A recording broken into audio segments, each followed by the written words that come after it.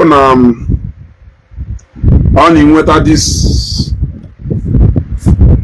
enjoy this broadcast metụ maka na share button ka anyị kapie okwu ntị na agwa m ụnụ na Mathias na ndị otu egwu mkpụrụ mmiri ka ha na-agba. Agwa m na Mathias na ndị otu egwu mkpụrụ mmiri nya Igbo ka ha na-ese. Ha gbawa mkpụrụ mmiri gbawa kolos gbachaa kolos pụta ha na-adị under the influence of ife ha ṅụrụ. Ụfọdụ chie na-asị elu mgbe ụfọdụ na-eso Mathias na unu na-ekele anyway like ndị nsi wee kwu mbụ o nwere onye dị ignorant na ndị niile na-eso Mathias. They only have different areas of interest, but they have one common enemy, and that one common enemy is Christianity, Jesus Christ. They are not entirely against spirituality, all of them, including Mathias. Mathias is never against spirituality, but rather he is against spirituality when it comes to Christianity. Have all this deceit and our about in 3 months or in 4 months or manoma to pay you for but before I gather the reality before member Mathias, share this video. This attitude of my program. I have a share video, it should end. Share this video, click on like and love. Thank you very much. Me video. Come on, mother, you share video. That first person, the first person they share my video. Me make sure one day shop to ya. Actually, me look with it. The video also put in one video me. Within one share. All we go do na mother share of video. You will no phone ya share area. And all the same person name far because on have to punctual almost at. Who's your mate? You other go. I'll start appreciating people. You other go. I'll start appreciating people. So, like I said, na ndo tu Mathias wo mkpụrụ mmiri na ọgwụ ike ha na-agba wife ha na-ada act on. We're going to say they are not against spirituality. They are only against spirituality when it has to do with Christianity, and all of them are working in unity with different interests. That's why we heard in Akano that Mathias and Akano that a lot of them are different things, but they only have one common enemy, which is Ndoka and Jesus Christ. And I'm going to prove it to you this night again, so that you will know. Mathias in a preaching message of message of reality. What is reality? Reality who that before one name to man-made. In other words, there is no need to turn to any spirit anywhere to go and ask that spirit for any favor. As a matter of fact, according to dictionary of Mathias, spirit doesn't exist in Mathias. There is no spirit that exists anywhere according to him. If we should hold him by his own word, that is exactly if it is that reality is never way to acquire. Now every problem we face in the world to man-made and not controlled by any spirit anywhere. And any problem in will need the human effort to either solve it or to accept it. That there is no spirit anywhere capable of fighting for man. He even went farther to say that power. No go according to Waja and Ndotua, that even na spirit power to fight for man. Now, if you remember Mathias, reality hit there. Can reality hit there? Guess what he did? I am going to play for you the series of prayers. Or different more different more. Guess what is so funny about all those prayers on our calling different spirits, gods of the land? The Hajeneriaka, where they show up. Guess the most funny thing? Not that thing. Matthias shared it and went to the comment section. And the bear, Netwa Hosi Wepe, Netwa Koyesile. Indeed, believe. You are preaching a message of reality. Something happened. If I remember, we say, it's either need a police or need a court. That is the most. In fact, that is the only way to confront that story, that problem. The only way to confront that problem, that man, Matthias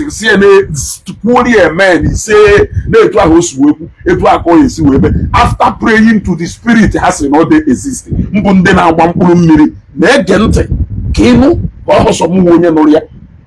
Under normal circumstances, if I will with the man is a police or one thing and if I happen set ahead, because that is the reality that is bound to happen.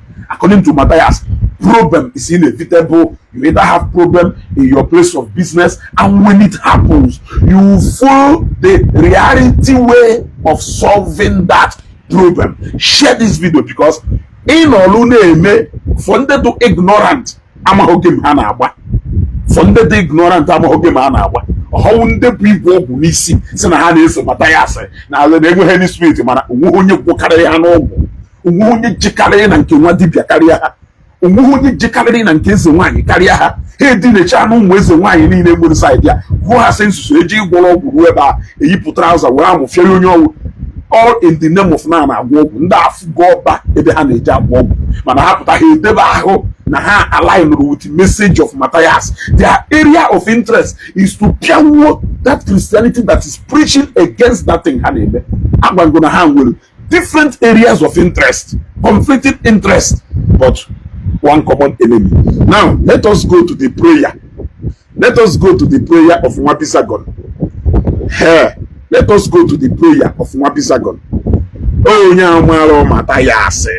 Matthias je woriye ise nya netu aho golo netu aho ko lelo. Onye aho le ka agbalo. The man afewu Ifeanyi Chukwu Sylvester Ifeanyi.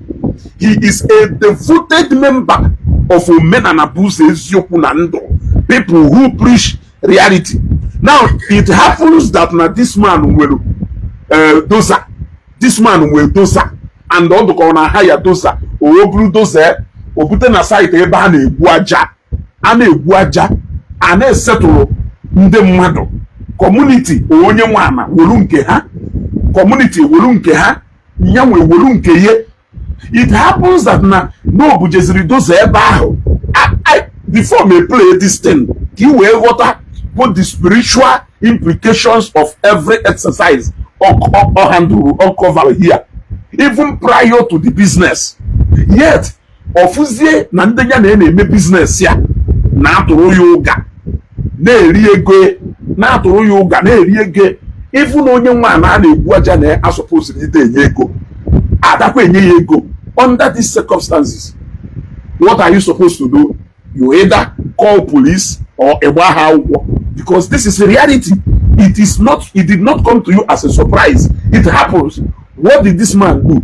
Instead of this man to approach the physical court, instead of this man to go to the police, look at what he did.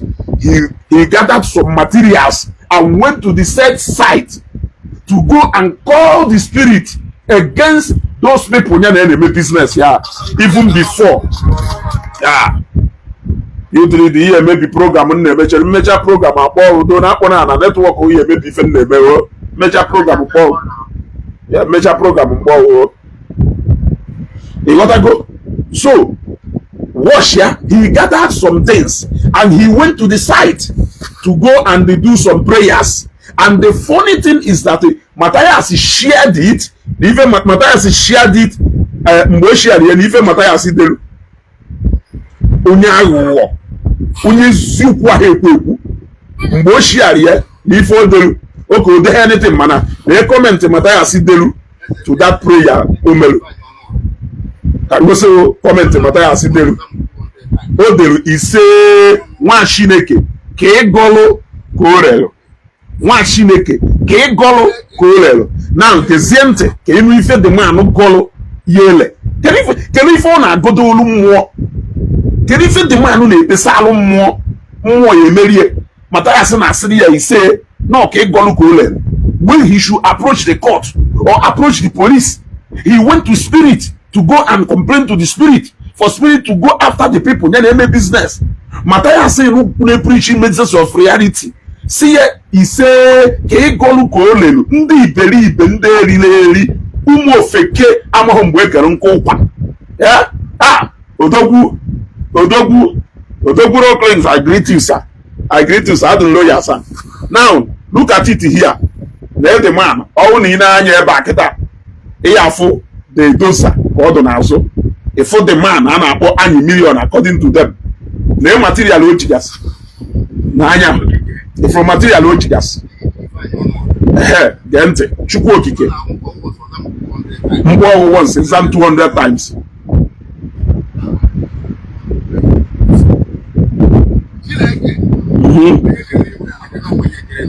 na-ege ntị Chineke onye kere eluigwe n'ụwa na-enweghị onye kerie number 1 Matthias na ụmụ iberibe akwetara ụlị na o nwere onye kere mmadụ contrary to their proof na nne na nna anyị mụrụ anyị na ụmụ onye kere anyị even though na everyday ha na-akpọ Chineke meaning God the creator ọ sịrị ego Chineke kere eluigwe n'ụwa na-enweghị onye kerie mana before okwuo ya ọ gbara ya n'ọkpọ ya n'ugboro na ọ na-eme ọya ofu ugboro ọzọ 100 times so he is no more calling man is God to man. He is no more calling man instead of him to call Matthias, instead of him to call the IG of police, instead of him to call the chief magistrate.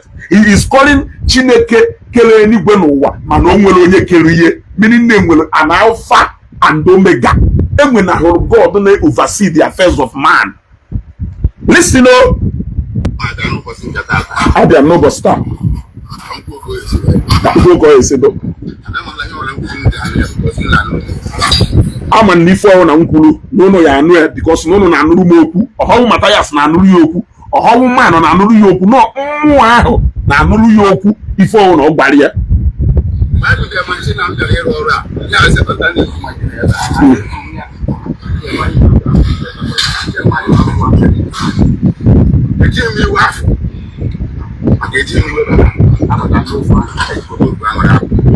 before I even my and that agreement from what place we are today, like them go down. I want to young wear it. Yeah, I think what the next young one I think one of my children. I come here and with Hedgery to help my people and help people. They can't only for them. What's my shit out of town?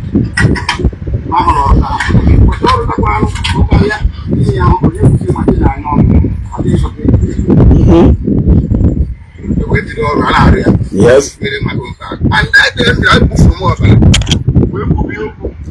That door bialo o gbupụrụ ọbala anụ dị wee kwubi okwu ọ mmadụ ka o gburu ọbala anụ ahụ ọ na-agwa okwu ọ mmadụ ka o gbupụrụ ọbala anụ ahụ mbụ ndị Chineke ya akpọ ọkụ ị na-ege ha ntị ịdara iberibe wee na-ege fa ntị wee nọrọ wee wụrụ mmadụ shaf ụbọchị afụrụ ikuku ekwufuo ha akwụkwọ iche onwe ha n'ọkụ plọgụcha onwe ha tụsọnwu ya na-echukwa ye a na-agwa na life is more spiritual than physical ese na ịma ahụ ese na ihe ekwe ghọta ife a na-ekwu ọ sịghị na ụbọchị o butelu afta ogodochalụ ntụ osigba ha n'ọya maka onwe ntụ esibute the machine na-anaghị ọha ego nọọ ife alụtalụ ka a ya ada eke ananyanwa fulfill every part of his own obligation and ụbọchị ahụ o butelu machine ebe a na o gbupụrụ ọbala n'ana ahụ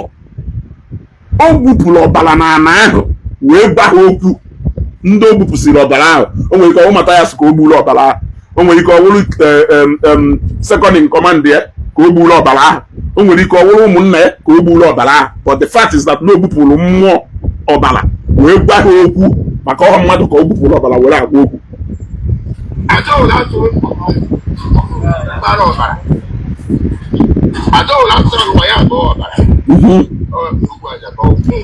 Aja owu na-achụcha alụ ọbara baa ya ọ nnukwu aja ka ọwụ a na-achụrụ mmadụ aja. Ọkwọ mmụọ ka a na-enye aja, ọkwọ mmụọ ka a na-enye aja. Achụgala mmadụ aja ka ọ bụ mmụọ ka enye gị aja. Na-egenụ ntị ndị erili Pro-Max, na-egenụ ntị. Ewu ka o ji bịa okwupụ okwu.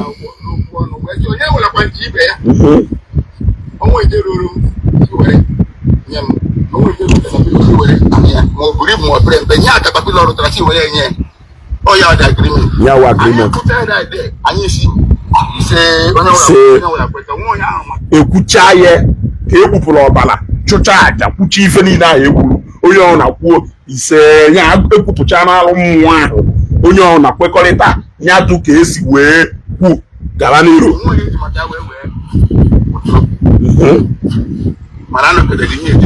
Feche njiwe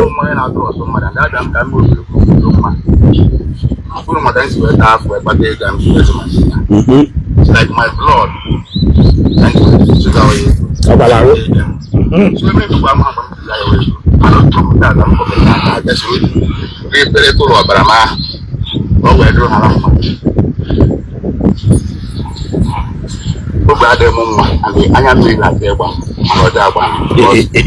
anya mmiri na-acha ịgba obi adịghị mma kama ọ ejekwu polisi ma o jekwu kọt ọbịa kpesara mmụọ.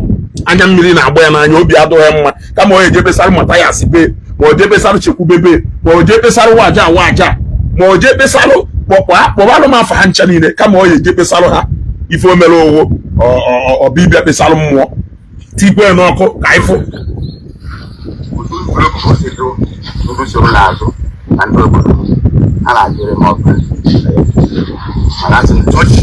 Ndị obodo ya na-akịrị ya ọkpa, ndị obodo na-akịrị ya ọkpa, not physical ọkpa o, not physical ọkpa o, ọhụụ physical ọkpa ọkwa ọkpa ime mmụọ, a na-akịrị ya ọkpa ime mmụọ.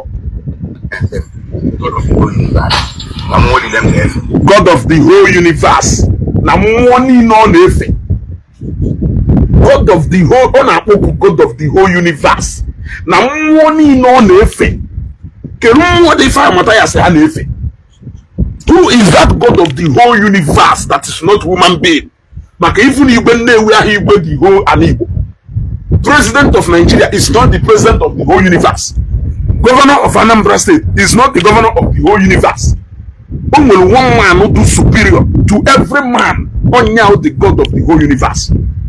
So who are those spirits on a pesalo or ceremony no nefe? Or when the Srego no more hand efe? Or when the Srego no more hand efe? No, reality is their wash wall. Ege ponte. Money in Nagodo. Judge them. Money in Nagodo. Judge them. Ozi magistrate court. Ozi high court. Ozi police ya judge ha. Ozi money in on Nagodo ya judge fa. Na mo. Kebe ibe na mo. Danfuru machina. And him the job danfuru machina. What you hear from that? Atmosphere go. Be wole ma di go machina. Omo yo lo mo jo ma yo lo go machina. Mo kendo obodo. Onye ya. Iru ya ba yo ba wa wo ya ho.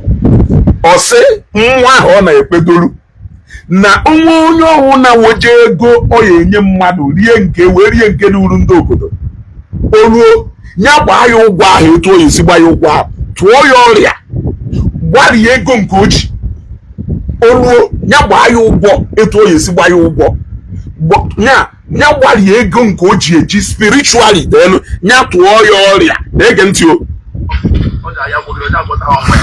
ọrịa ọya awụ ọgwọgido ọya gwọta arababa shakarababa. So ndị amachari na nwere ọrịa do spiritual do beyond physical.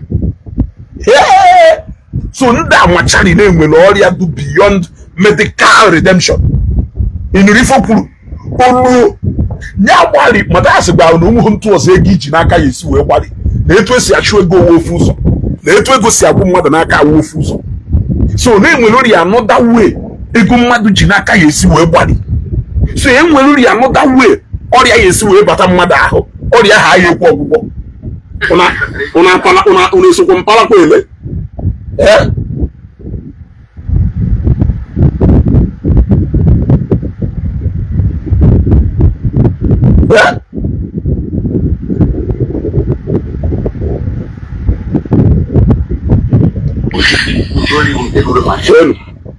Can I make business? Can I make business? 58 75.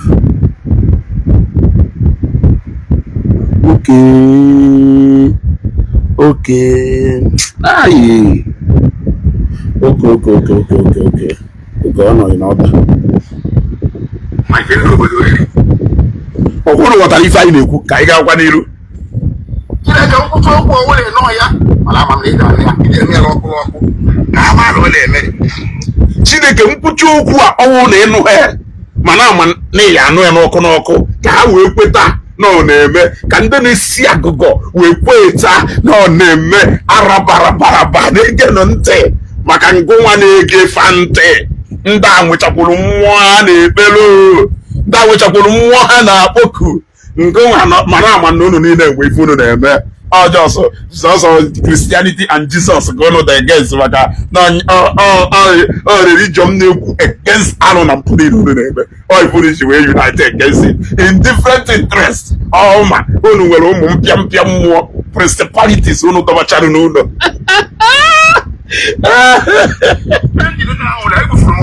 egbupụ m ọbara wepụ anya o gbupụrụ ọbara wepụ anya oge o gbupụrụ ọbara ọ hafee ya etu mmụọ wepụsi anya ị na-ege ntị o gbupụrụ ọbara hafee ya etu mmụọ wepụsi anya na ụdị ife a na-ekwu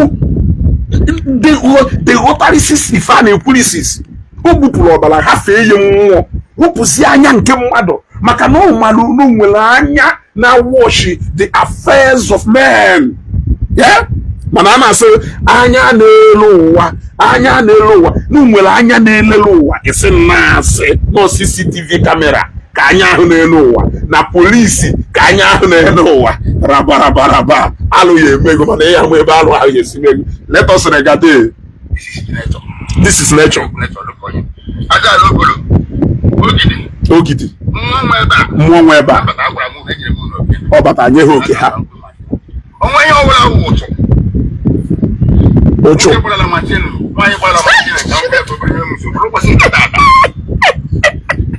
onwe ife ọhụrụ na ụchọ nwoke gbarụ na machin spiritually ya wobụrụzie machin n'ụlọ ịma na reality anyị ma na machin nwụọ shọt mmanụ ọnụ nwe pas mebiri those are the reality of machin na-alụ ọrụ eji agwa na service machine according to them o nwere anything do ka ochu nwere ike ịnụkọta mee machine na machine ahịa dị mma mana ọ sịrị na onwe ụchụ nwoke gbalụ machine a onwe ụchụ nwaanyị gbalụ machine a ya wobụrụsie machine a ka machine a bido nyewe ya nsogbu ị na-egekwo ntị what is ụchụ so na ụchụ a anyị agba machine a ọmụhụ na-agba mmadụ ụchụ ahụ ọnwụnwụ ọmụhụ na-agba mmadụ ụchụ business failure ọmụhụ na-agba mmadụ ụchụ okere mgbawa isi ọmụhụ na-agba mmadụ ụchụ accident ọmụhụ na-agba mmadụ ụchụ accident mana Mathias sịrị ọ na-ajụ ụzọ na gọọmenti failure iru ezigbo ụzọ na ọnyịnya merụ maka na na-ege ntị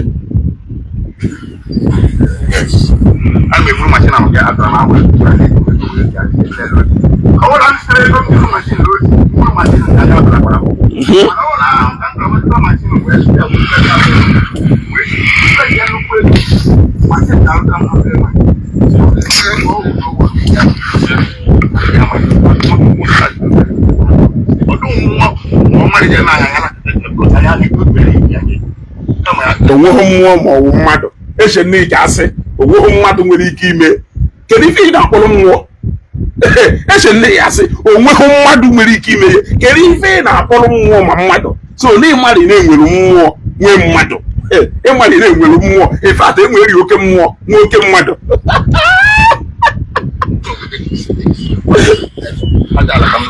ajala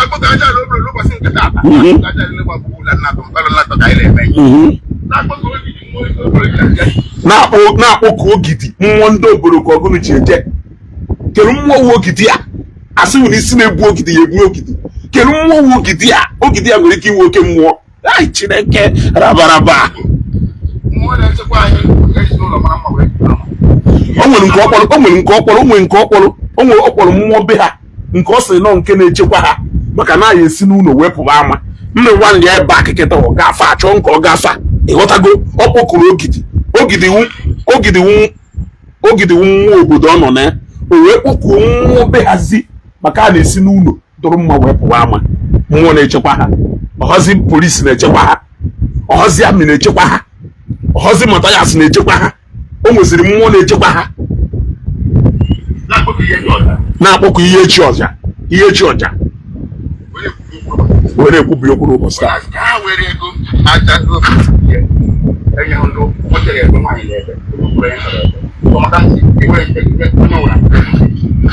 agadi nwaanyị nwe ala nke maka ala na wagwụ kọmiti na ala na onye ọbụla gbaje ewere rụtasị ego kama iji ewere ego anya iwere amala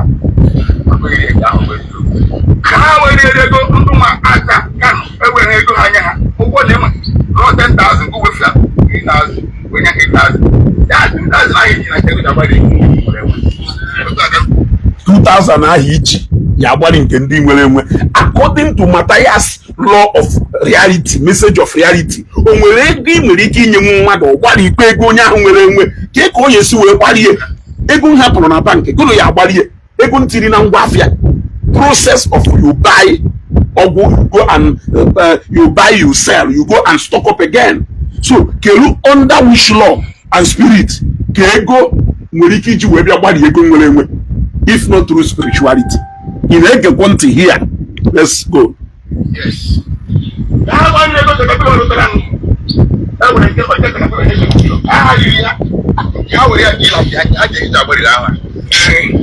Nke ha yeri ya agbari n'ahụ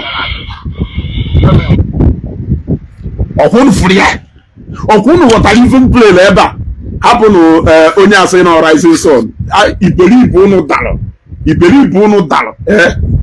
unu promas ọ sị you are promoting Matthias iberibe ndị adarụwo iberibe race to power 10 afụbụrụ m ndị so daft ka these people a na-eplay elu reality okpoto ka nọ na-ekwugheri kama ihe amara ife zọwa onwewu ma na these people anọghọ kanari na these people nwechakwa backup ebe niile o these people mekwa na mmụọ nọ n'ọrụ mana ha na-agwa na mmụọ anọghọ n'ọrụ ha na-agwa na onwe ha emete ndụ ka spirituality wee gwa jezie ebe ahụ iruo ka efu meseji ebe ọkọdochara ife niile ọ na-akọdo ọnwụ na Matthias eberivo na ife okwuru dị possible ọnwụ na Matthias eberivo na ife okwuru ya alụ ọrụ ọnwụ na Matthias eberivo na mmụọ niile ọkpọrọ nọ real ọnwụ na Matthias eberivo na spirit controlling the physical because if awụ spirit ka o weje ikpe anye ka spirit wee manipulate zie nda in spiritual na ha were ego ha nwetara ebe a tinye ego nke ha ji na ya agbarie all spirit ya control that physical money oji all spirit ya spiritual ya control that physical money oji wee gbarie na onye ahụ ya enwe arịrịa ya wuo kpakarịkịta ebe niile ya agwụta all spiritual ya control the physical health onye ahụ o wee control o wee meri and ebe niile ejeru n'ụlọ ọgwụ according to Matthias na-ekwugheri ụlọ ọgwụ na ibujere onye ahụ ị na-enye onye ahụ ọgwụ ọ ya alụ ọrụ ọkwa ifuru ya Matthias wee jee ebe ahụ wee dee efuru Matthias Ezeaku gospel of truth efuru ya Matthias wee jee ebe ahụ wee dee ise ka ịgọlụ ka o lelu ka ịgọla ọ mmadụ ka ọ godolu ọ polisi ka ọ godolu ọ chief judge ka ọ godolu ọ lawyer ka ọ godolu these are the people who are capable of handling this reality no here kelee onye ọgodolu ife Matthias na-asị na ọka ịgodolu ka o lelu jezie na comment section mgbada o nwere onye de comment like chere ka m pọsụ ife a ka m wee gụọrọ ka o nwere onye nye Matthias reply like ka ngosi gị ya o nwere onye nyelu Matthias onye asịrị ya Matthias gospel of truth nwoke reality. Why are you not blaming him for not writing an agreement? You are praising him for praying as against doing the needful. He did verbal agreement in a multi-million naira business. Instead of you to tell him that he made a mistake, you are here saying he say because he is praying traditionally. When you go to sell your estate land, do you sell them verbally? Is that not hypocrisy on your part? He went against the law of reality by not signing agreement in a multi-million naira business. Now he has run to the spirit. Instead of Matthias say Agbazie Oga, they made a mistake. Now law of reality that you did not follow it. Matthias do business when he say to the prayers on amen. The question is, are these people really against prayer, or are they against who you are praying to? This is another confusion. Are these people really against prayer, or are they against the spirit? Are they really against spirit, or are they just against the spirit? Do they really believe in spirit or not? Or is it that the spirit that they don't believe in him? It's a question that is begging for answer. But I think it has been answered here, unless they do so daft, unless in the wobo, unless no name he fed. This man who here. What is different from Ebela? What is different from Ebela? Kachuku bless her because of his hand, the work of his hands. Kachuku akando jaw ni phone. Na mmadụ na-ekpekpere ka Chukwu nyere ya aka na ahụ esighị ike. Na mmadụ na-ekpekpere ka spiritual tie aka na physical effort ọ na-eme. Na mmadụ na-ekpekpere sị aka ahụ ọ sịrị n'eze a na-ekpecha ala ọgwụ na ọ na-akpọ enwe mana na ọ na-aza in 100 fold na onwe bụ ife yọrọ ya o mebụghị orie wee kpesara ya ekpesachara ya wee gwa ya ntụ onye esi wee ji ọgụ na mmụọ wee chịla aja which is mantle wee chịla aja which is mantle ebe ahụ ọchị aja o debere ma canon ọwụ na mụ tiri vidio ahụ ebe a ihe afụ ma nsi egbe ihe afụ ma machis ihe afụ ma kaikai ihe afụ ma ọjị o debere ebe a which is mantle.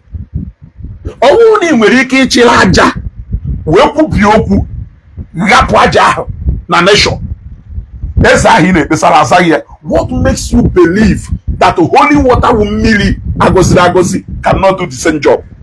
What makes you believe that na okwute ewetara na mountain ugwu nsọ agọziri agọzi cannot do the job?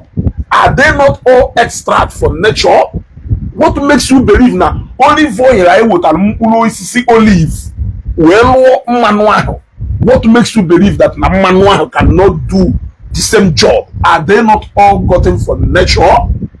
Ụmụ iberibe tachara iberibe ebe niile okwuchi ife akịta ọwụsa nsi egbe n'ana owere kaikai kịta kpucha ọnụ ọwapụ ọjị ọghasa owo kaikai kpucha ọnụ ọbụọ okpusa nsi egbe n'ana owo machisi nwee nsi egbe ahụ ọkụ onwuo si na amụrụ pụọ owerie na amụrụ ahịa apụgo na mmụọ kpọrọ esi na amụrụ wee receive ekpere ahụ. Who are you people deceiving? Who are you people deceiving? What is the difference between mmanụ olive and extract from nature? Unu si na-eji esi nri ọjị eji eme dye nsi egbe eji agba mkpụ n'ala. What is there? What is there? I'm telling you, kaikai a na-aṅụ onye ṅụcha ọda eriri ebe niile. Ụfọdụ nwere na-useless onwe ha. Aja eji alụ ụlọ, aja eji akpụ blọk ọ na ha enweghị use.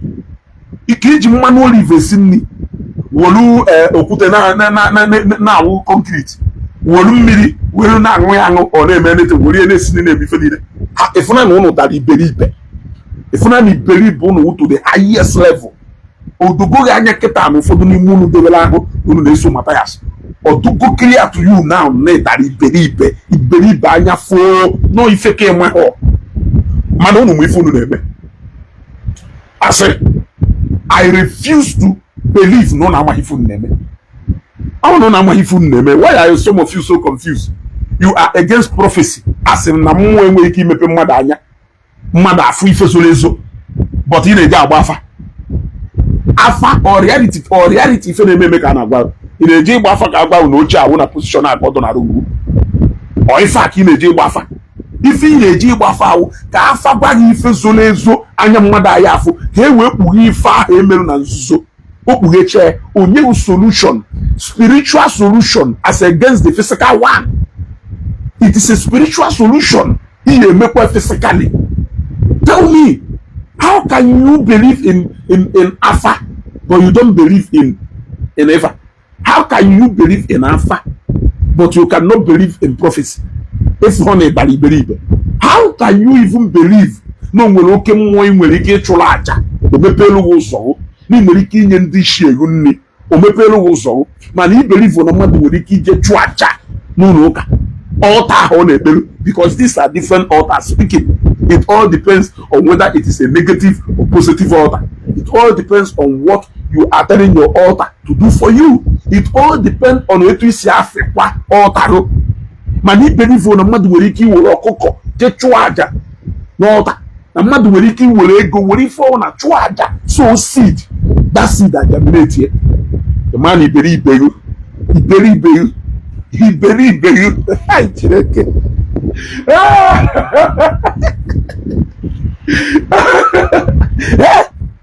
He will go on a fasting and prayer. There's a fasting and prayer. No more he fall. So now, Oko Bunin Unu Jabo, Omeron so. Oko Bunin na Matthias gonna do to Une Jabo Maka. Matthias what a dialogue want to follow.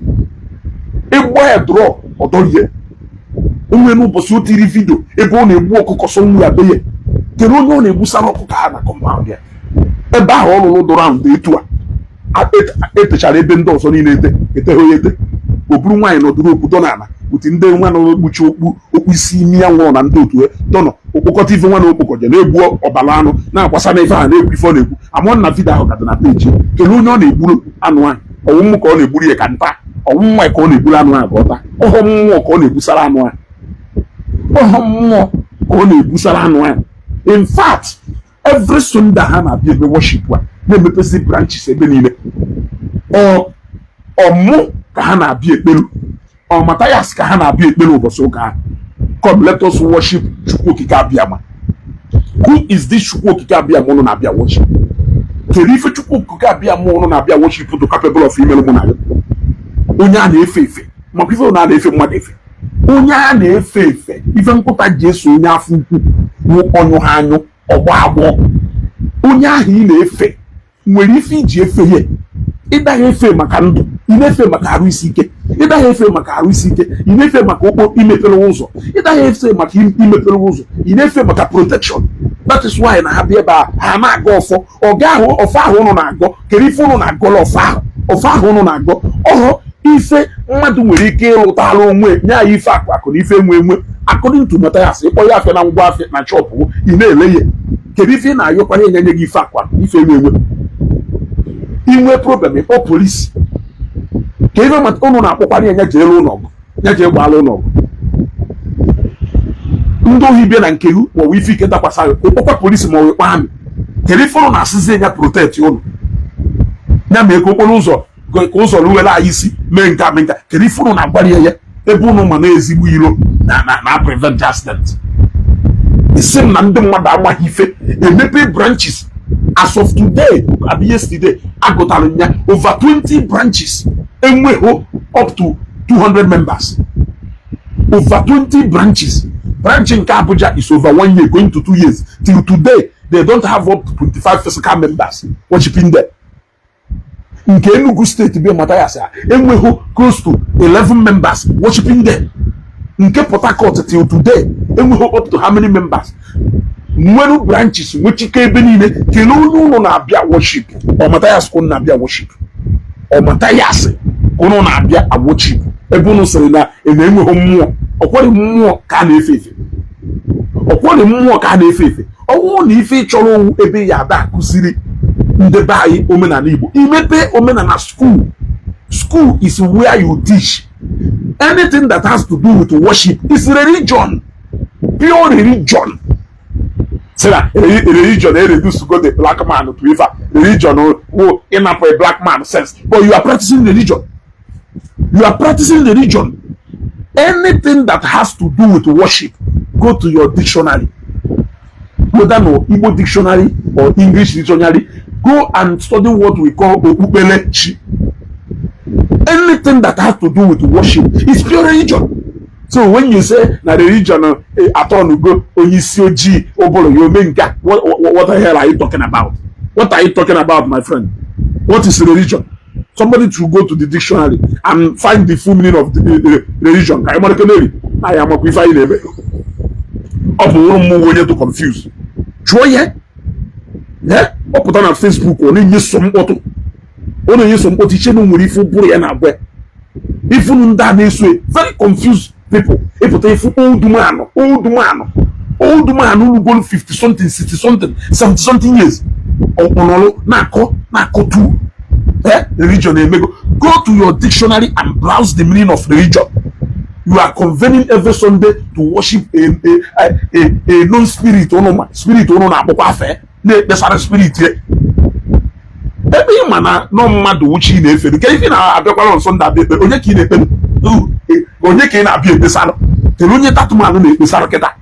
he should be in the police station, or he should be in his lawyer's office talking to his lawyer, and not coming out to come and complain to an unknown spirit. So can if ife nele yani ka ọ na-ekpesara mmụọ ka ike nnọrọkwazie na-ekpesara mmụọ ka m ike nke m ị na-asị na m nwe onye iberibe na ndị Africa na-ekpuchiri ha. We are religious people in Africa here.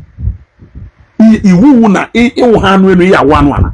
You can never be an empty vessel. Iwu an empty vessel nwanne erigo ga-eri mana ịmahụ mgbe ahụ ka eriri nke woriri mana ịmahụ. Even the greatest men that has ever lived have proven that you cannot just be empty. Go and look for the greatest man. He can never be empty. He can never sit empty.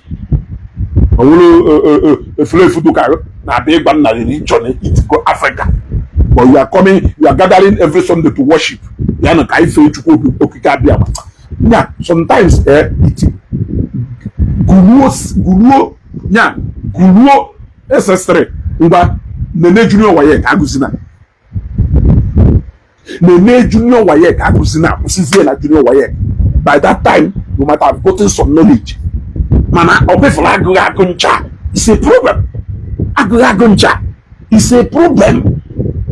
Go and open the school of tradition so that you have teachers that will be teaching our people based on Igbo, teaching our people Igbo culture and tradition. You will know that you are teaching our people the ways they should know.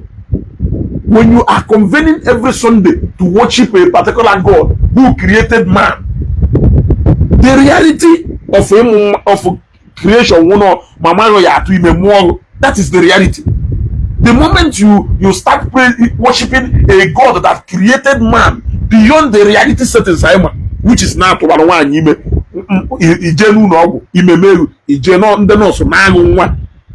beyond that physical reality, I can believe you go beyond the normal. Go science if I say on before 1 year to if I got on before okay process. You believe you do it if our science believe would if our national he believe would not that reality. Now it will if what we germinate here. He may believe despite all these things, he can believe you know when you kill mother. Yeah, and no nya kill mother. Chukwuki Gabiama. No nya kill the salon. But you said you are not practicing the religion. Only if they beg this see. It's okay. You believe in a man. You believe. I should like a very mother. I think woman they do so daft. Yeah, I think woman that Charlie believe can go to what I have said. He believe in who raised to I should like agụ na ife si dị ike eji ha anya dị mma eduka ekpere enubere emere m post wee sị na ọ bụrụ na with all the money Dangote nwere ese Dangote ebe o gbekpu na mosque ekpe ekpere kedu ife Dangote ka na-achọ. It goes a long way to show you that if some people na Yochukwu is beyond money. You believe that with money, Matthias believe that with money, you can get the best medical treatment here, whether or what. Matthias believe that with money, you can get the highest police protection. You can get. Matthias believe that with money, that you can get every single thing, and that is why you will pay NGO, because no belief will not ego. We feel a hint that so many people achieve their potentials or in what a good. But to people who will this money in abundance, people who will again can one in are still praying and worshiping one God or the other. Kerife Hana Yosi that God for the sin of protection, for the sin of good health, for the sin of good. Which kind of protection? With the kind of security details needed, Dangote will. I mean, with the kind of military equipment American will today, with the kind of surveillance and how equipped America do, scientifically, technologically, America is still seeking the face of God, and their motto is still in God we trust. They don't even trust in those equipment. They don't even trust in those science and technology. They are still saying that in God we trust, and the Trump is still doing everything possible to make sure that now the well-being of Christians in Nigeria who are secure. Outside this man being the president of America, this man is one of the richest people in America. Can you feel who can only need deceive do if so can you Matthias is a reality. Or reality is that not your spirit? Can you feel polo physical body good in a bed? Of course, you know if you look at spirit, physical body good in a bed. Can you feel the fire polo appear in another land outside this world? A babuna spirit yao, a jig American law, spirit yao, Jerunan law, a fool young one. Yeah, if you know about the one to make in order to with one na pankata. Like in this life, it shows that name will life after death. It shows that name will not Ulobia cannot just go down to the grave 6 feet and be buried there, because if you have physical body and though the same one upon a love and law, the same one he is said to have done something and not by on kata. You know, at it could take to man. If I may physically look at it, it or even for such experience. That is the spirit. Now we feel apple. Obukola who went to one on every. Who are there to can you pull toy nana? And don't yet, but I don't know. Only 3-4 years ago, it can have fear and law. All spirit here na be far. All spirit who may meet with spirit here. A lot of people who will go hand and law. It work has to work with each house. They keep wondering, appearing to people.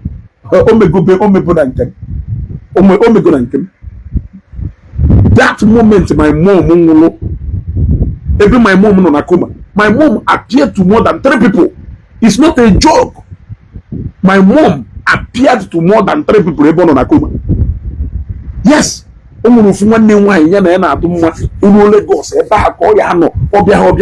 appear Osbo no say no on a palo. No TV. No kata. Now in a passage. For my mom galo back here. Opinion na palo so. Now where adanne. My mom. Na room umwe. Oba ni meru ma hofozie. Odana na ebe a obere akwa. Tie potase ekeri fo o say na adanna nwona. And true ha call ekwo no nwona. What are you telling me? ịmụ ife ka ọ nọ na ịma ife kedu maka brọda Ikenna maka brọda Ikenna hụ na moto ka ọ na-etu a na bọs ka ọ nọ na Lagos etu a si ebe o jee na-abata nọkọta si etu a tọnụọ na bọs ebe ọ nọ n'anya n'azụ fún my mom ebe my mom dọnọ yiri white fún my mom ebe my mom dọnọ yiri white etu a ọtọ ọnụ kụja kpọọ ya afa ọfọzie ozugbo ọnụ nọ na-alụ olu kpọọ nwanne maka onye nke ahụ fụkwarịa o jerube wuo nwanne this guy ka ọwụ ofu nna ruo oye ka ọ kọsara ife mere ọ na-agwa elekwa ife na-eme mkpu ebe she moved in aṅụ nkwụ. She even came here. She came to this house. In case if you don't know, she came to this house. Obiareba as a bat. Also, if you found a window near to a bat, look at her. My sister said, "Man came to na hancha ine. No na palo anything. Look at her. Also, see from nowhere. Fe bata na palo ede hano. Achuswa. Ochwa. Also, bofeta na passage. Hashuri bofeta na passage. Hafozie. Look at her. Nwanne m nwoke nke obele mgbe ahụ that was 13 years ago nọkọta gwa ha bịa na ụsụ ahụ nọ n'ihu rumu ụmụ ha gbara ozugbo bịa ụsụ ahụ fenye ozugbo fekpuo na step afọ ọzọ ụsụ ahụ my sister nke m tọrọ bewa akwa ozugbo all these things ya ada eme irekwugheri oge nne m ochie nwụrụ ka m kọkwara gị anọda stori ka ịnụ ọpụ na ịmaghị ife ka ị na-amara ife oge nne m ochie nwụrụ nne m ochie mere eze nwaanyị ọ my mom nwe onye kpọ ndị jeru ọ na-emekwa eze nwaanyị ahụ na-eje ụka because mama jegodochi ife ahụ ọ ya agodo bata na mgbe ihe họride ma before mama anakpuula mama ya ekpe ekpere wee nakpuula ya mama ya ekpere Chineke anyị na-ekpere ekpere wee nakpuula mana eze nwaanyị ịba anọkọrọ ife okwu agwụ yes and ọ na-akpọ m akpagharị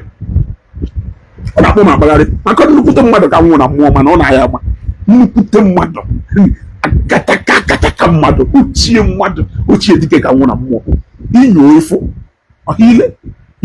ifo ịghọtago ebe nsi gbara mgbọrọgwụ esi n'obi agaghị m ọkpa ebe a ebe mgbanye mgbọrọgwụ ka anyị na-akarị ọkpọ joku ịghọtago nna m ochie kere ike nna mama m kere ike kechi ike onye ghọta na ụnụ na-eme ifo nne anama nwa m as far back as ebe 1990 1991 to 1995 egwu anyị ekwenighi bata be nne m ochie n'abalị be ndị nna m ochie egwu anyị ekwenighi bata ebe a n'abalị egwuona mọkụfe na ebe a ịbata ebe ahụ doro anya na ebe ahụ na ụdị akataka dibịa nọ n'ebe ahụ ife niile ahụ ife haifere ya afọ ọ my mom maka na nna my mom wụ dibịa ka ọwụ nne my mom wụ eze nwaanyị ka ọwụ and nna mụtalụ nne my mom wụ akataka dibịa so mama si abụbụ nne wishi ebe ọgwụdọ wee nụtakwa di n'uru agụ ebe ọgwụdọ ifuru ya ọ side be my dad ka mma n'ụka ka ha na-eje side be my dad enweghị any traces of alụkwụ dibịa ha wụ ndị ụka ya ha balụ n'ụka from grandfather ha mana side my mom nwanne ishoku and anyị na mama pite mụ na mama pitere ọfụma mụ na mama na nke tọrọ m anyị pitere ọfụma ịghọtago ewee bupụ ya mana o nwere ofe ife na mụ jụkatalụ mama ebe ife ahụ mama ekweghị ekwe ebe ọ dị wee nwụọ mana mana mama nwụrụ wee jewe Abuja onye o ji egosi ife ahụghị onye Anambra steeti mgbe onye Anambra steeti mana obi ebibe ndị nna m ochie mesha n'ụlọ dị nye na di ewere nawa Abuja ọkwa onye ahụ maka mgbe ọ nwụrụ how close ha bụ onye ahụ wee kwuo na ọ ya nata akwamozie na ọ ya adụ ndụ nọrọ ya na ọ ya nọ n'ufu elewa mama down na grave mama wee jebe oru ebe a wee jekwe na ị ga na akwamozu na ụmụ nwoke ya esi wee nọrọ ebe a dọghị na ya na ndị na-alụrụ jee ebe dị otu a iruo na o nwere ife otu ile ebe a iwere ife a gwa ha si were ife a jee ebe nna ya na nwere akata ka ochie mmadụ na ụmụnna ha ka ogologo n'obi ha eruosi were ife ahụ jee nye osi ha Abuja bata jee ebe ife ahụ ozugbo wepụta ife ahụ and ọ gwara ya wepụta ife ahụ si so na my mom si kwere ka my mom fee si wetechaa ya ife wee mee ka ọma maka my mom fee ife ahụ nọ emebi ilenechi ife niile ise na ịmụhụ na mmụọ to possible mmadụ aka na-aghọrọ ego ịmụkwụ na ụfọdụ etu ị nọ na-enwego ụfọdụ n'ime ụlọ na mmụọ ọha mmụọ eweghị na mmụọ maka mmụọ mụsiri ike ife mụ na ha ji wee bịa ụwa aga n'owe ukwu ọjị ọkwa imetụ ukwu ọjị dụ maka ya dị akwa mmaka ya dị ọkwa ya tanata mana ụfọdụ n'ime ụlọ na-egheri na ife dị ka mmụọ ọta asị na ịrụzi onye nwụrụ anwụ na-aga ije ewugogo na mmụọ chado uwe ife ụfọdụ n'ime ụlọ enwe osi chado mana ọ na-atọ nchọ n'elu bụ ọ mgbe uche o ji wee elu ekwụrụ na amụ efu n'ime osi chado ọ mgbe aka ya na uwe ma na-ewogogo ewerugogo wee ruo eze mana ịmahọ ụfọdụ n'ime ụlọ ịnọkata ife onye ahụ da ihe ama na-ewogo ya na mmụọ spiritually antena ụfọdụ anọzi ọrụ na-eji ife na-eme n'ụwa ife na-echi ife na-eme ife ndị kpatara ego ji adọ highly spiritual onye ekpenwu onwe a spiritual father when a spiritual yeah, when somebody may do it in spirit, they like giving money to all those places. You know, they query. They will put in those will be how also general yet. They will put in Moka, everyone, people in the Zuko, they put your woman, how much I post for general yet. Can we ask for Fonisifa? If I want to have my name, now you will hate me. How much I post for Jenny May.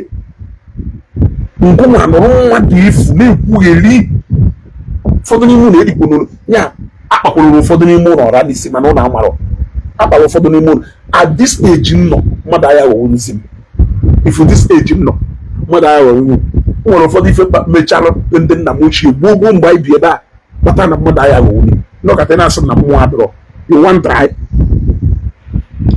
want try ndị na-eji ije ụmụ ndị na-eji ije na-agwa ajọ ọgwụ ị na-agwa ya na mmụọ adụghọ na-amụghị amụ ị na-agwa ya na ọgwụ adụghọ ọ na-amụghị amụ ife ọ na-amụrụ ha amụ na na-efubụghị ijebeje ite mara nwanne ọkwa ịma ọgwụtụ onye gwaghị na ife anụghọ na ife na-eme na mmụọ akarị ha akarị bụ onye ahụ na-asị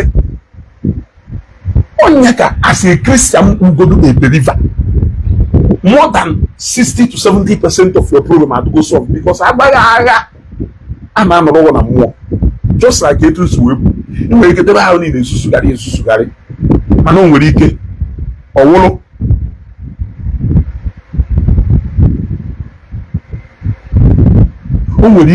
ọwụrụ na nne gị nna gị nwanne gị nwunye gị tachiri gị n'ụzọ owere isi na-aghọrọ gị mgbọ ị na-esusugharị owere isi na-aghọrọ gị mgbọ ị na-akwụkwugharị na-asụnyogharị na-akwụkwugharị nzuzu awụrụ nke gị na-emegheri mgbe gwa n'ụbọchị achọrọ onye ahụ na-aghọrọ gị mgbọ afọ ife mgbu ga-ebido o mere a lot of people sị na mama ya nwụchaghị ife ghasa onye gba ahụ na ife ghasara onye na-aghọrọ gị mgbọ na-adachiri gị ụzọ onye ahụ onye pụrụ ka na-eme iberibe ndị kpara gị ọra n'isi wee baba gị ọra n'isi na nna gị onwe nna gị na-ejeru gị ije nna gị jefe na-alụbe dibịa niile nwere n'ụwa maka gị ime ebe ụfọdụ n'ime ụlọ ime ebe nna ụlọ ime ụdị aja mama gị na-eji achụ n'ọta oge ọ na mama gị na-akpụ ụbọ n'ọkpa na-ekpe ebe ọ na-amara aka ekpere mama gị alachapụ ọsọ oru ebe ahụ ngụkọ ogbu n'anya ịma ọta so ole pikshọ ụdụ na ya ịma ọta so ole debe foto nkịta ị na ọ na-ezuzugharị ebe ahụ ị nọ n'obodo oyibo na-ekwugheri na-achụkwa adọrọ ịma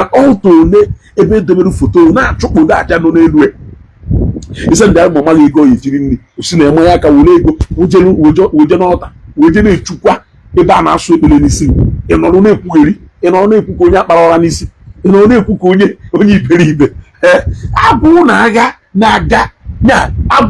na-aga spiritual gbafere agwaghị what goes on in the spiritual realm anyị anọrụkwu nanụ fụ ndị tụka Balogun ha Mike Balogun ha ndị belong to the highest occult mechaa make confession anyị anọrụ na how many people na Nnewi ya o nwere onye nke meru open confession na DCC ụbọchị Lazarus mmụọ ka bịara ebe ahụ many years ago ebe a ka ọ nọ wee denounce nke ife ndị achụrụ ya ahụ obere ife ma akwa afọ mana onye ahụ na-aza afa a very dangerous animal iPhone asa anụ ahụ eri afa ịghọtago anyị makwa onye nke agbanye wụta nwanne ya ifu nwanne ya hazi ka okporo isi ọjụ ewe ha kụọ leukemia efulo blood cancer ọgaranya dị etu a wee ju obodo oyibo ewe diagnose ewe gwa na ya nwụ and ụmụ ife oyi eme ka ọ dị mma because o kwuru okwu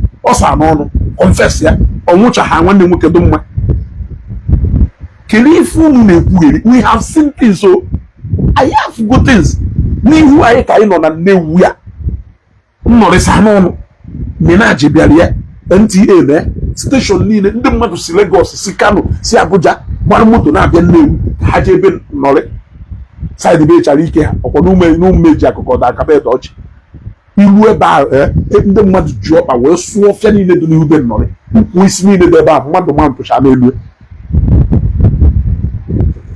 ebe a ka nnọrị nọ wee mee confession ndị ogburu osisi afa ndị ama egburu egbu ọ bụrụ na ị chọghị ịma afa ndị ọkpọrọ jee jụọ eso onye a na-akpọ chara ike na Nnewi mgbe ahụ ọ na chara ike nọ ndụ ọnọdụ a ịnụsị ha nọ na nkwụ ka ọ ya nọtụte chara ike so na ndị kpatara ego na machine pass mgbe ahụ mee confession kwa afa nwoke o si eje mitin kwuo nwa nwoke ọ na-eyiri were apụ ọ pụọ kịta akụ uwe ya ọnwụ n'ọnụ oke ka ọ ghọrọ ma ọ wụrụ nọ ife a ka ọ ghọrọ anyị gbuo ya ebe a ọkwụ nwa nwoke ahụ ya nwuo nnọrị kelụrị ka nnọrị si wee sa n'ọnụ ọkwụ nwa nwoke nwa nwaanyị nke na ọ dị onyo ọkwụ nwa nwoke maka ndị a na-akpakọta ọkwụ akwụkwọ ọgụrụ ka ọ na-ete nkwụ ka ọ na-ete na-egbu akwụ onye na-akpọkọ ịkpa ahụ mgbe ahụ ka a atịrị nkụta na-eje mitin na ịmanụ mgbe ahụ a atịrị nkịta na-eme mitin maka o melu confession osisi ya ndị otu ha niile onye ha ọhọ joku onye gbakwuru ugwu na ife a na-ekwu joku onye ahụ na ọdara iberibe ife a merụ n'anya anyị na Nnewi a ifie ọ salụ n'ọnụ wee kwuo onye ha na aha were aghọ nkụta eji eme mitin mana anwụ ụkọ bịa palọ ebe elechala anụ agwaghị ife na-eme na spirit tie mkpu nke a mere na Nnewi be anyị asọngụna omeme na Amish asọngụna omeme gburu mmiri asọngụna omeme ndị Yoruba agbangụna omeme na Nnewi ịbịa taa akpụchi mkpube nnọrị iru efube nnọrị eju ese ndị niile ahụ okwuru ogburu sọsọ chara ike ka mma akpa afa ma akpọ ndị ọzọ mana ịbịa Nnewi akpọchelu ndị otu niile ahụ ọ kpọchara afa mere ọ na-agbakọ ntị dụ nke ọ nọ ndụ tute ọdụ nke ere ọ na-agbakọ ntị ka nọ ndụ taa iwe anyị nọ na Nnewi mara ife niile a o mee life n'anya anyị ndị gbara ọsọ n'ime ha ndị fụrụ ego jitụ ego n'ime ha gbara ọsọ amụ nna ha bata achọgharị ha ndị mechin pas maka ife weziri ndị mechin pas iwe ewu mgbe ahụ o kwuru na n'ogbuchara ike ndị mechin pas wee were iwe wee sị na ha ya amụ ya na ụlọ ọkụ ya nwụọ ebe a the story wrong and o melu life n'anya ọcha o wee gwa nwa nwoke mgbe nwa nwoke na-aja obodo oyibo gwe na-etu a o si apụ ọ esi nọrọ ebe ọ bata ọgwa nwa nwoke na ọkwifuru etu a o si wee nọrọ ebe a na-etu o si wee nọrọ ebe a o wee pụọ nọọ ya nọkwa etu owo naịlọn wee bata maka ọ na-akwazi akwa o nwere nwe nwaanyị nke ogburu egbu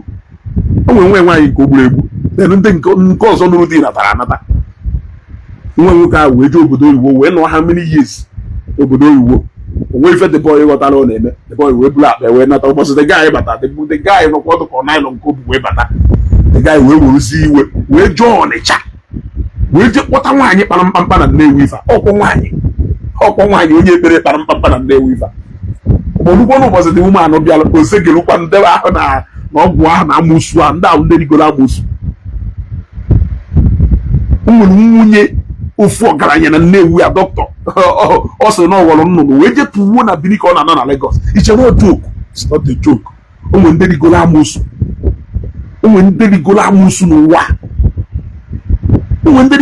n'ụwa ọkwọ that woman bịanụ the man dewekwa n'ahụ na goro mere o wee su the man nnọrọ sagidoro n'ọnụ sagido n'ọnụ su mmiri niile bịa n'ọnụ wee gwuo o nwere ukwu isi bụ n'ihu be ọnụ ukwu isi a ka ọ sịrị otu ihe ndụ ya and ukwu isi a ga-egburu ọnwụọ chee jụọ esa ha ma agba ka ọ wee wụrụ ukwu isi a ka egburu nọrọ nwụọ ọ sachaa n'ọnụ obidokwa n'isi kwugharịwakwa ife niile ahụ o kwuru obidokwa n'isi kwugharịwakwa ife niile ahụ o kwuru obidokwa n'isi kwugharịwakwa ife niile ahụ o kwuru obidokwa n'isi kwugharịgide ife niile ahụ o kwuru etu aka o si megide were ụbọchị ọ nwụrụ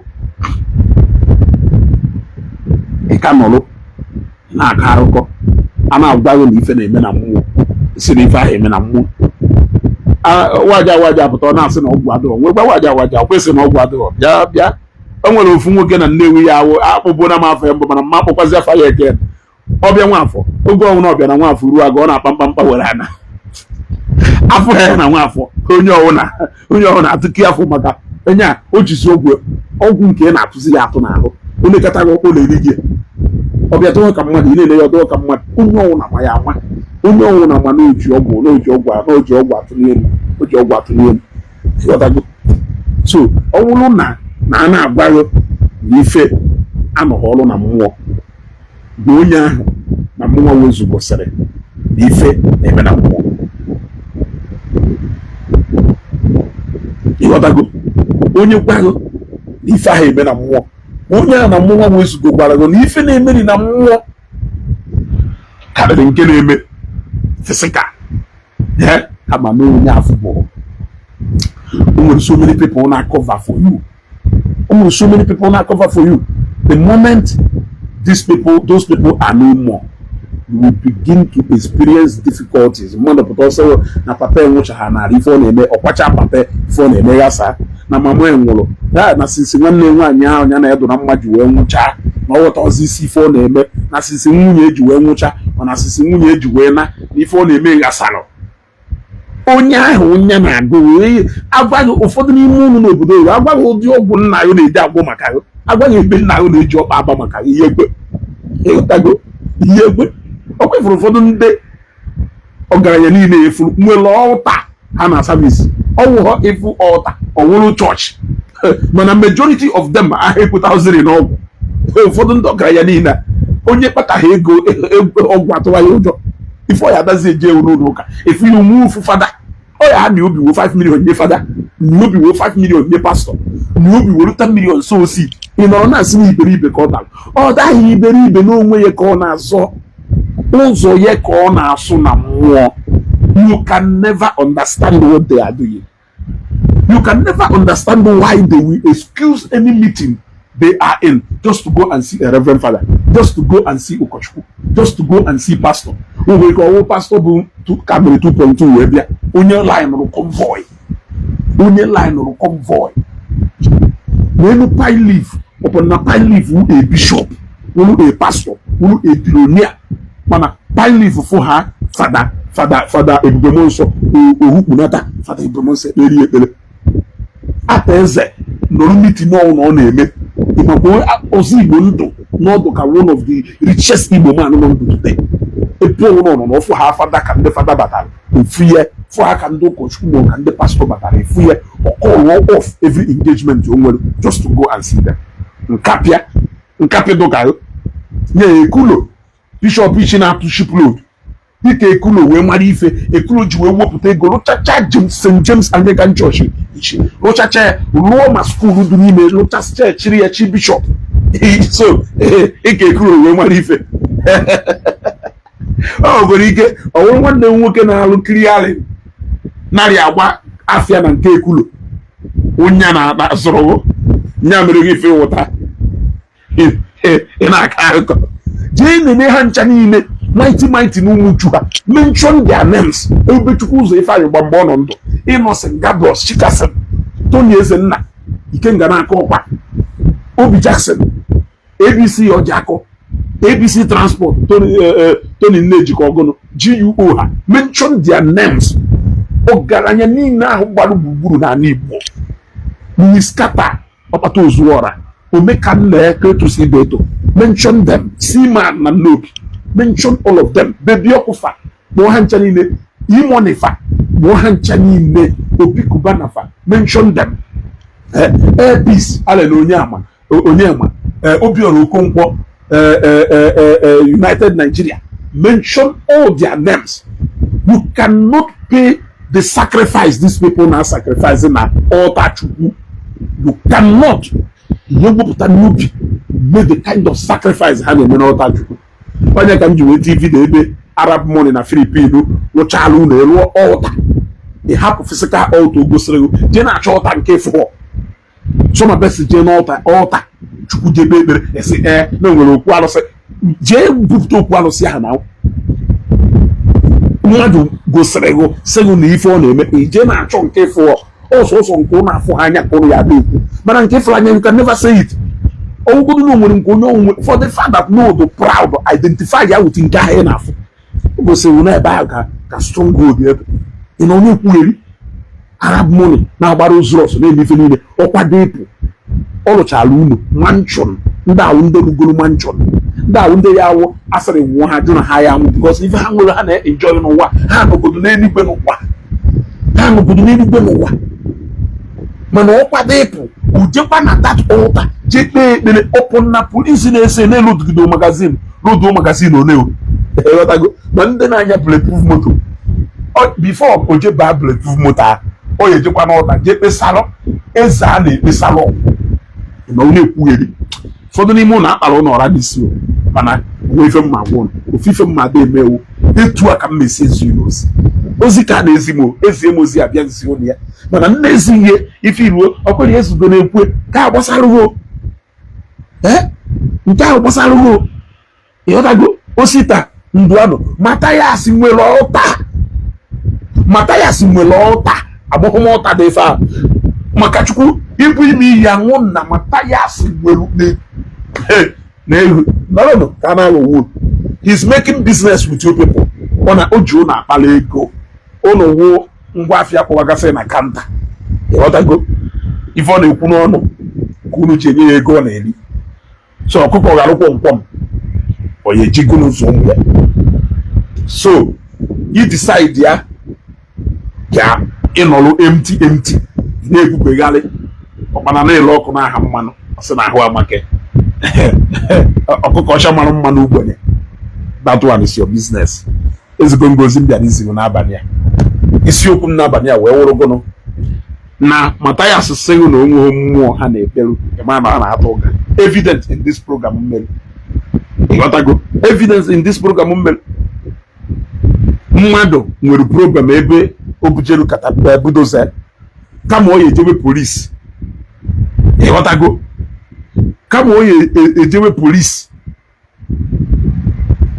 ojewe owolu kaikai wolo ọjị chịrị aja ana wolu kano na nsi egbe ka o kpesalụ mmụọ ihe afọ anya ọkwọ ndị gbalụrụ na reality ka ha na-epreach okpere ekpere niile akpecha ekpere niile amata asịsị ya ise etu ịgọlụ ka o lere nọrọ na-etisi ife onwere nọrọ na-efulu ara ịghọtago ndị ego na ha na-eme ka ife mgbe anya na mmụọ ịchọ na ala ha ụla ịchọ dinela ana na ala ha ụla ejekwa na mmụnye ọkụ nke etu ha si ya bụ nke ha na-afịkwa ọkwụ ọrụ ha ịma ha ekpe chụ onye ya ada ekpere uru maka chukwu ịma ha ekpe chụ onye ya devote time wee na-ekpere uge o nwere ụdị fasting ya imecha hapụkwu ndị evangelist Ebukobi a fasting ha na-eme nwanne eso na mfụ o nwere ụdị fasting ya ime etu a ị na-afụ mmụọ ị nọrọ etu ị na-afụ ndị mmụọ ha na-agwa ya okwu marụzie maka ndị a na-ewepụta time bie 100 days 60 days 50 days ọ na-aṅụ sọ mmiri ma ọ na-atọ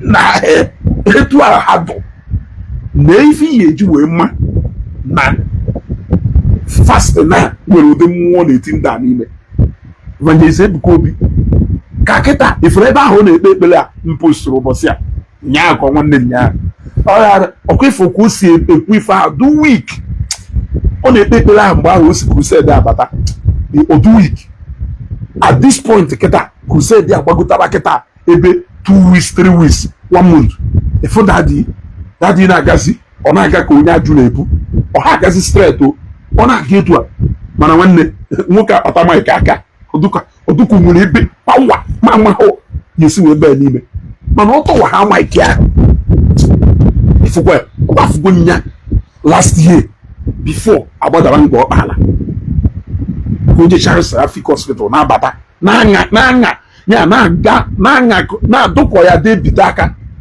na wọlụ wee na-aga nyekwa ka mmepere open heaven n'abalị na-asị ọwụzụkwa onye a mfụrụ na-abakwa ife a na open heaven onye gbago na mmụọ anọghọ n'ụlọ ịma onye a na-atụ ụga onwe ka iyesi wee menie ụdị fasting ndị a na-eme nwanne onwe ka iyesi wee menie the kind of sacrifice ife melu ndị a ji wee dị iche n'ebe ịnọwụ the sacrifice ha na-eme ha ma agwaghị ka o wee wụrụ ife melu ebube fada ebube nsọ mbaka ha evangelist Ebuka Obi a ọkụ na-ere ha ọdọ mmiri ife kpọba ha ndị niile ihe mana ha bụ highly spiritual ife melu ha ji wee dị iche n'ebe ịnọwụ the kind of sacrifice ha na-eme nwanne you cannot do it.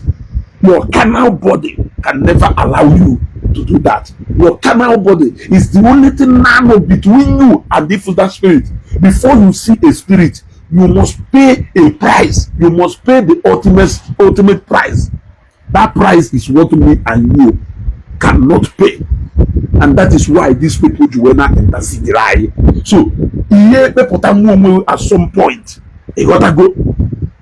Yeah, so we see the altar ye people that we don't know je gbafunye no fu altar. Chowa aja ki je na amande mo. Obo ndi Igbo ba yi kwuru okwu a, owo ndo ka kwuye.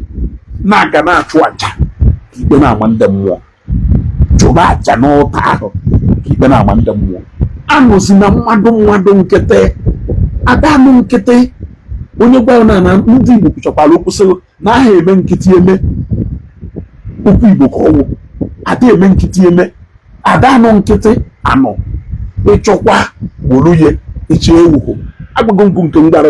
You cannot take the kind of price, pay the kind of price, undertake the kind of sacrifice ndị a na-etake iwere anya na abụọ na-afụsọ mmadụ nwanne ya adafere ndị mmụọ ya adafere mmụọ ife na-agbaghị okwu ya adagbaghị okwu ọkụ were ịbapụ na trans agbago na trans nọ etu a na-afụsọ ntị and if chief ahụ ome otu oke fere ife a na nlọ ịlọcha bụ nlọ mecha nlọ ahụ ịlọrụ mezuo n'ife ị na-echeta na ife tụ similar to ife emego mbụ ọ na nlọ ka efuru ya na nlọ ka efuru ya o meburu ọ na nlọ ka efuru ya o mecha mee n'ife mana you know the spirit that is going to show you that this is a prophecy.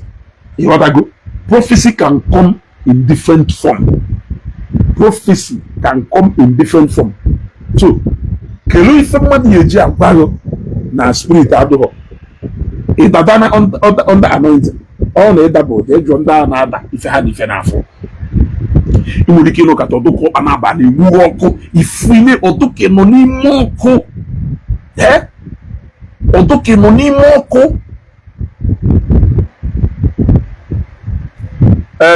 Don Kizito ngwadekwara message again na inbox kita ahụ dere message again ka m fụde ka o wee bukọta that message nke dere mbụgo ịghọtago onye nọkọta ọdụkọ fu bumọkụ esi etu a barụ n'anya idu empty do light kwa ụdọ ya una onweghị ife ụnụ ma ịghọtago onweghị ife ụnụ ma ịchọ ọhụrụ okwu wee mere ife mana ịchọghọ na-asụ nyogharị maka ife ahụ mmadụ ebe asụ nyogharị na-asụ isi na-asụ nyogharị isi na-asụ isi na-asụ isi ụfọdụ n'ime ụlọ egwogoro na mmụọ ịghọtago kọọ ọkụkọ na-akụzi kpalụpụ saida you rewrite that is look grace your mother or grace your father or grace nwanne gị or nke nwunye gị onye chi na-azọ ya azọ onwe ife ọ ya dị enye gị time ife ọ ya dị enye gị time ka i wee malụ ịghọtago ife ọ ya dị enye gị time because those people they are paying the price to buy time for you to do the needful.